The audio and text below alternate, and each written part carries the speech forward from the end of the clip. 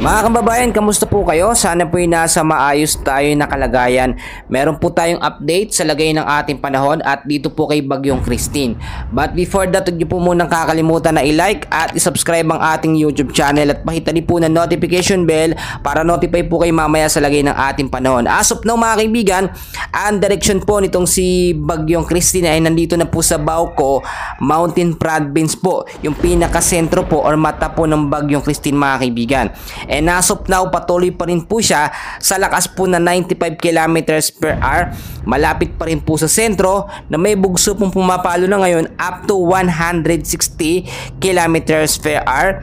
Pa west-northwest po ang kilos sa bilis po na 15 kilometers per hour. Isa pa rin po siyang ganap na severe tropical storm mga kaibigan at nagbibigay pa rin po ng malawakang pag-uulan sa malaking bahagi po ng ating bansa. Especially po dito po sa Calabarzon, Metro Manila, Mindoro at ilang bahagi po ng Bataan. Pero mga kaibigan, meron po tayong na-monitor na isa pong low pressure area na banta rin po napapasok sa PAR or may banta rin po ng panibagong bagyo kasunod po nitong si Bagyong Christine mga kaibigan. And as of now, ito po yung may layo na 2,295 kilometers dito po sa may bandang east of northeastern Mindanao. So ito yung track niya mga kaibigan. Ito po ay malaki ang tsansa na pumasok sa loob ng Philippine Area of Responsibility at maging isang ganap na bagyo. Kapag ito po yung naging isang ganap na bagyo, ito po yung tatawagin Bagyong Leon sa loob po ng ating bansa mga kaibigan. So maging handa at maging alerto na lamang tayo mga kaibigan dahil hindi pa nga tuluyan nakakalabas ng Philippine Area of Responsibility itong si Bagyong Christine, may sumunod naman po mga kaibigan. Sa ngayon, nakita naman natin malaking bahagi pa rin po ng Luzon ang apektado po. Nito nga pong napakamalawak na kaulapan po nito nga pong si Bagyong Christine mga kaibigan. At inaasahan ngayong hapon hanggang sa gabi ay patuloy tayo makakaranas ng masamang panahon mga kaibigan ko. Kung titignan po ninyo, nakataas pa rin po ngayon ang storm wind signal number 3 na may lakas pong hangin na 89 to 117 kilometers. Tatagal po ito ng 18 hours. Ito po yung mga lugar. Sa lugar po ng southern portion ng Cagayan, apektado po yung mga lugar na yun mga kaibigan.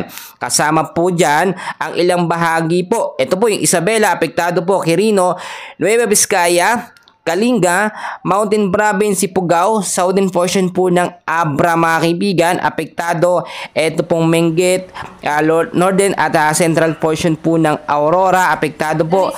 Yung northern portion po ng Nueva Ecija, apektado rin mga kaibigan.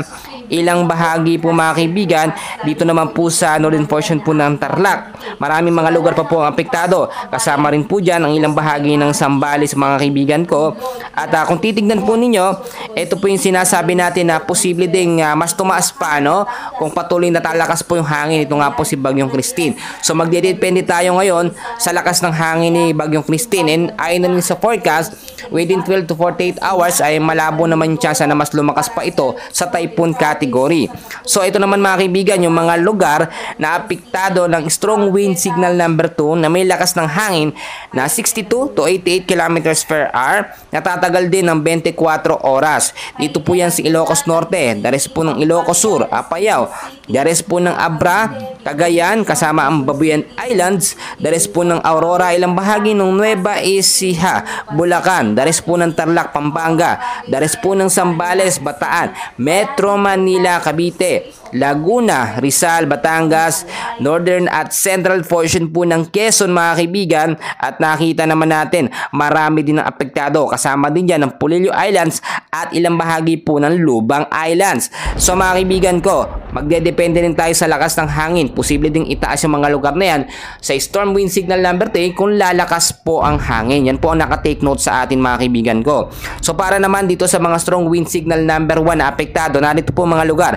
Kasama pa rin dyan ng Batanes, dares po ng Quezon, Occidental Mindoro, Oriental Mindoro, Marinduque, Romblon, northern portion po ng mainland Palawan ay apektado po ng signal number 1. Kasama rin dyan ng mga kaibigan ang Calamian Island, Cuyo Islands, Camarines Norte, Camarines Sur, Catanduanes, Albay, Sorsogon, Masbate, Kasamanticaw at Burias Island. So sa area ng Visayas, may signal number 1 din mga kaibigan ko. Ito po sa lugar na Aklan, Capiz, Antique, kasama ang Kaluya Islands, Iloilo, Bantayan Islands, Northern Samar. Ilang bahagi po ng northern portion ng Samar apektado po yan mga kaibigan.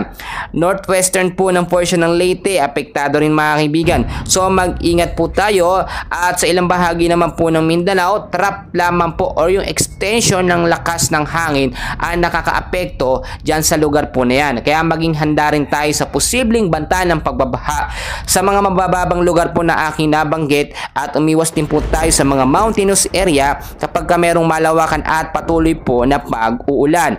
Mga kababayan ko, patuloy tayong mag-ingat. Ipanalangin natin na nawa malusaw itong mga bagyong pumapasok sa ating bansa, dahil hindi pa nga nakakalabas etong si Bagyong Christine, meron na namang kasunod na panibago. Pinapaalala ko, kapag ganitong bagyo season, lagi tayong maging inform, mag-stock ng mga pagkain kung ano lang po ang ating kaya. Mag-evacuate tayo kung kinakailangan sa mga lugar na safe po para sa ating ikaliligtas, no. Palagi tayong maglinis, no, at huwag lumabas ng bahay kapag hindi namang importanteng lakad. So yun lang mga update natin for today. Mamaya meron ulit tayong ganap sa lagay ng ating panahon. So huwag na huwag niyong kakalimutan i-like at i-subscribe ang ating channel. Maraming salamat po.